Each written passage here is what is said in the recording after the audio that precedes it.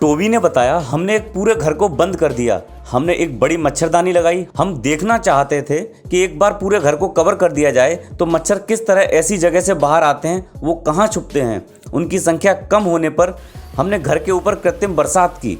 7 ton पानी गिराने के लिए हमने एक टैंकर मंगाया। हम देखना चाहते थे कि क्या इससे मच्छर दोबारा सामने आते हैं।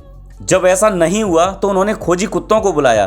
टोबी बताते हैं कि उन्होंने मच्छर पर इत्र छिड़का और उन्हें उम्मीद थी कि इसे छोड़ दिया जाएगा तो वो अपने ठिकाने से बाहर आ जाएंगे। कुत्तों के लिए भी उन महकते मच्छरों की तलाश आसान नहीं थी। उन्हें दीमक के कड़े टीले खोदने थे। अपनी रिसर्च में टोनी ने एयर हॉट बैलून भी आजमाए।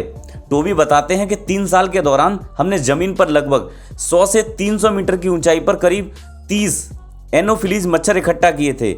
ये हमारे और दूसरे तमाम लोगों के लिए भी एक अच्छा गेम चेंजर फैक्ट था, जिससे जाहिर हुआ कि मच्छर कहीं लंबी दूरी तय कर सकते हैं। अहम बात यह है कि मादा मच्छरों में से कई के पास विकसित अंडे थे।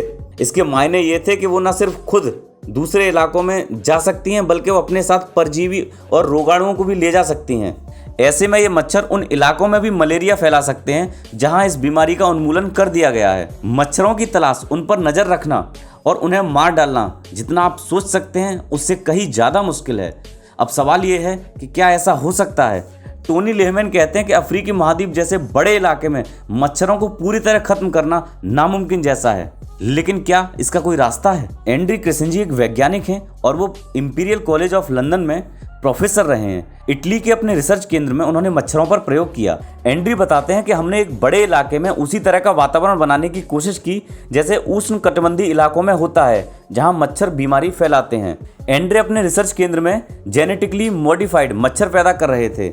जेनेटिक मॉडिफाइड शब्द सुनकर कई लोग परेशान हो जाते हैं, लेकिन प्रोफेसर के लिए किसी दूसरे विकल्प के मुकाबले बहुत बेहतर है। एंड्रे क्रिसेंटी कहते हैं, मैं एक ऐसे देश में जा रहा हूं जहां मलेरिया 100 साल से ज़्यादा समय तक परेशान करने वाली बीमारी थी। दूसरे विश्व युद्ध के बाद बड़े पैमाने पर कीटनाशकों के छिड़काव के जरिए इन पर काबू पाया गया। डीटीसी के छिड़काव की मच्छरों के उन्मूलन में रही प्रमुख भूमिका। ये हैरानी की बात नहीं कि प्रोफेसर क्रिसेंटी की प्राथमिकता पूरी तरह धरती को डीटीसी से धोने के बजाय कुछ स्थायी आजमाने की रही। वो मानते हैं कि यह तरीका पूरी तरह जांचा परखा होना चाहिए। वो कहते हैं कि मच्छरों के जीनोम में बदलाव के जरिए प्रजातियों को खत्म करना संभव है।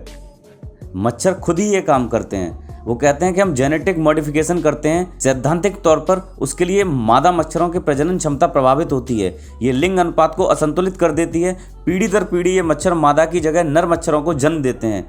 इस आइडिया का मकसद ये है कि पीढ़ियां बदलने के साथ अपने आप नई जगह पर पहुंच जाते हैं जहां प्रजाति को आगे बढ़ाने लायक मादा मच्छर हो ही नहीं पाते। प्रयोग के दौरान ये तरीका काम करने लगता है। इसके लिए लाखों की संख्या में मॉडिफाइड मच्छरों की ज़रूरत होती है। वो कहते हैं कि मच्छर अपनी संख्या बहुत जल्दी बढ़ाते हैं और एक बार जब बीमारी को गायब हो जाएं तो हम चाहें तो दोबारा सामान्य मच्छर तैयार कर सकते हैं। हालांकि ये बात इतनी उम्दा है कि इसके सच हो सकने में संदेह होता है। इसके खतरे भी तो होंगे। मान लीजिए कि अगर मॉडिफाइड मच्छर इंसानों के संपर्क में आए तो क्या होगा। इस पर प्रोफेसर क्रिसेंटी कहते हैं कि इसकी संभावना बहुत ही कम है। नर मच्छरों को मॉडिफाई किया गया और ये मच्छर लोगों को काटते नहीं हैं। अब सवाल ये है कि अगर उन्हें इस तकनीक पर इतना भरोसा है तो फिर इसे आगे क्यों नहीं बढ़ाते।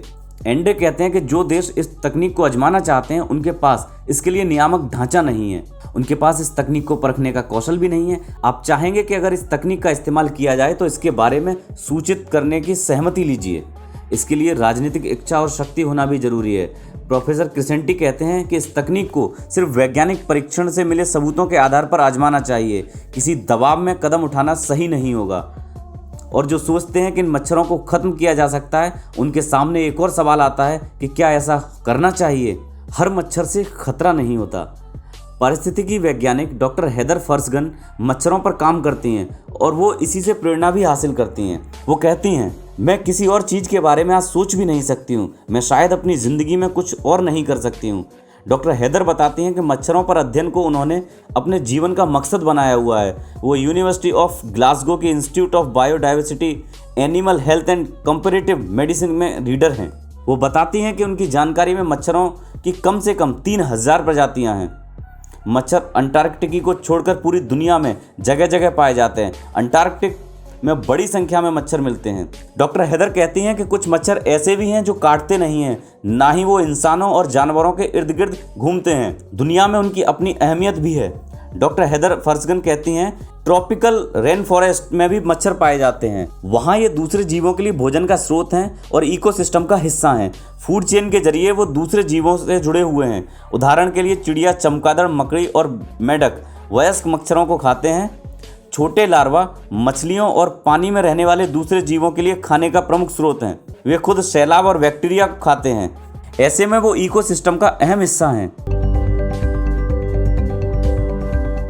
मान लीजिए हमारे लिए सारे मच्छरों को मार पाना मुश्किल हो, तो हम ऐसा करें भी तो इसके कुछ परिणाम ऐसे हो सकते हैं जिसकी शायद आपने कल्पना भी नहीं की होगी।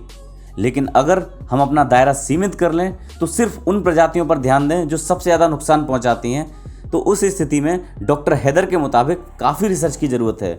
डॉक्टर हैदर कहती हैं, हम एसिड एजिप्सी मच्छरों का उदाहरण लें। ये मच्छर डेंगू फैलाने के लिए जिम्मेदार माना जाता है। जीका के लिए भी इसी मच्छर को जिम्मेदार माना जाता है। इस मच्छर ने इंसान के बेहद करीब रहने की खूबी विकसित कर ली है। ये इंसानी परिवेश के करीब ही अंडे देते हैं और अपनी संख्या बढ़ाते हैं। लोगों के घरों में वहाँ छोटी छोटी चीज़ें जैसे गमलों को चुनते हैं और वहाँ बहुत कम पानी होता है। जब वो बड़े हो जाते हैं और काटने लगते हैं, 99% तक खुराक के लिए वो इंसानों पर आश्रित रहते हैं। डॉक्टर हैदर कहती हैं कि एडिस मच्छरों को लेकर कहा जाता है कि उन्हें मिटाना ठीक होगा। इस मच्छरों के जरिए मलेरिया तब फैल सकता है जब उसमें मौजूद परजीवी विकसित हो जाएं। उनके मुताबिक इस प्रक्रिया में कम से कम 10 दिन का समय लगेगा, जो हमें भले ही ज़्यादा न लगे, लेकिन एक मच्छर के जीवन के लिहाज से 10 दिन काफ़ी समय होता है। मलेरिया फैलाने वाली प्रजाति के मच्छरों के जीवन औसत 7 दिन होता है। तो ऐसे मच्छर जो लंबे समय तक जीवित रह सकते हैं, उन्हीं के जरिए बड़े पैमाने पर संक्रमण फैलता है। चाहे हम बात नहीं जानते हों, लेकिन पूरी प्रजाति से नफरत करने की ज़रूरत नहीं है। बीमारी फैलाने वाले घर में पलते बुजुर्ग मच्छर हैं। डॉक्टर हैदर कहती हैं कि एक टारगेट हासिल कर पाना मुश्किल है, लेकिन अगर हम ऐसा कर सकें तो संक्रमण काफ़ी कम होगा। टारगेट चुनकर निशाना बनाने से जुड़ा भी एक सवाल ये है कि क्या हमें प्रकृति के संतुलन के साथ छेड़छाड़ करनी चाहिए। डॉक्टर हैदर कहती हैं कि कई बार ये देखने से मैं परेशान हो जाती हूँ कि यहाँ ग्लासगो में आप सैकड़ों किस्म के रसायनों का मिश्रण हासिल कर सकते हैं, जिन्हें आप एक बगीचे में डाल सकते हैं ताकि गुलाब पर पलने वाले कीड़े को मारा जा सके, जिससे फूल के रंग में निखार आए। वहीं जब लोग ये कहते हैं कि हमें मच्छरों पर काबू पाने की कोशिश नहीं करनी चाहिए क्योंकि वो प्रकृति से छेड़छाड़ पसंद नहीं करते, तब मुझे इस सोच को गले से उतारने में बहुत दिक्कत होती है कि ये मच्छर गरीब देशों में युवाओं, बच्चों और गरीबों की जान ले रहे हैं। यही वो बात है जहाँ प्रकृति से जुड़ी नैतिकता पर चर्चा होती है। आत्मरक्षा और नैतिकता। दर्शन शास्त्री जे बयर्ड कैलिकॉट दर्शन शास्त्र की एक नई शाखा एनवायरमेंट, फिलॉसफी एंड एथिक्स शुरू करने वालों में से एक हैं। वो बताते हैं कि नैतिकता का दायरा इंसानों से भी आगे बढ़कर होना चाहिए। 40 साल पहले ऐसी सोच को कट्टरपंथी या खतरनाक विचार माना जाता था। हालांकि अब जानवरों के अधिकार के लिए अभियान चलाया जाता है, तब क्या मच्छर के भी अधिकार पर बात करने के कोई मायने हैं? इस सवाल के जवाब में बेयर्ड कहते हैं कि नहीं, इस बात की कोई मजबूती नहीं है, कोई मतलब नहीं है। अधिकारों की बात कहीं नैतिक मजबूती के साथ परिकल्पना है। ये किसी व्यक्ति पर लागू होती है। मच्छर किसी भी सिद्धांत के तहत अधिकार हासिल करने के योग्य नहीं माने जा सकते। क्या हमसे उन्हें कोई रियायत मिलनी चाहिए? इस सवाल का जवाब भी परेशानी में डालने वाला है। निजी तौर पर मच्छरों का ऐसा कोई दावा नहीं हो सकता। दूसरी तरफ कुछ जीव विज्ञानी सहयोगियों का मानना है कि किसी प्रजाति की जैव विविधता की भी एक अपनी कीमत होती है। तो क्या इससे उसकी कोई नैतिक दावेदारी बनती है? यानी उन्हें खारिज नहीं किया जा सकता। जे बयर्ड कहते हैं कि असल कीमत के मायने अनंत हैं, इसे खारिज भी किया जा सकता है। इसके स्पष्ट उदाहरण भी हैं। अगर हम इंसानी अनुभवों से ही तुलना कर पाएंगे तो पाएंगे कि हर इंसान और हर जान की अपनी कीमत होती है, लेकिन खास परिस्थितियों में यह संभव है कि किसी इंसान की आज़ादी छीनी जा सकती है या फिर जान ली जा सकती है। इसी तरह जैव विविधता प्रजातियों की नैतिकता के आधार पर दावेदारी होने को सही नहीं मानता है कि हम उस कीमत को खारिज नहीं कर सकते। अगर वो इंसानों या समाज के लिए खतरा है तो उन्हें खत्म नहीं कर सकते।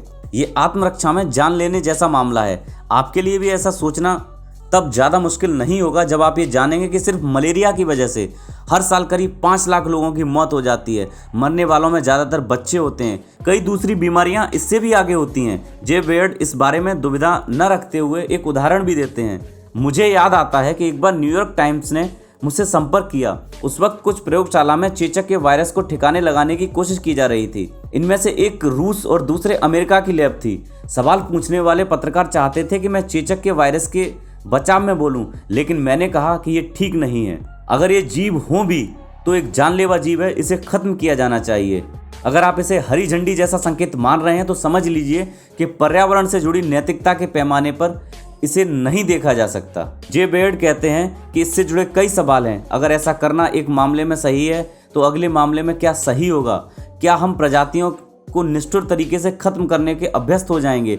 दर्शन शास्त्र में इसका एक उदाहरण दिया जाता है। आप एक ऐसे इंसान को चुनते हैं जिसके सिर पर पूरे बाल हैं। आप एक के बाद एक बाल उखाड़ते जाते हैं और एक वक्त पर वह इंसान पूरा गंजा हो जाता है।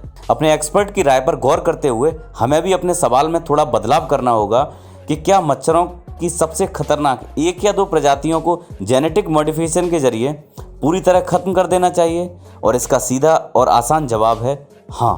तो दोस्तों, आज का ये वीडियो आपको कैसा लगा हमें कमेंट बॉक्स में ज़रूर बताएं और हमारे चैनल को सब्सक्राइब करना न भूलें।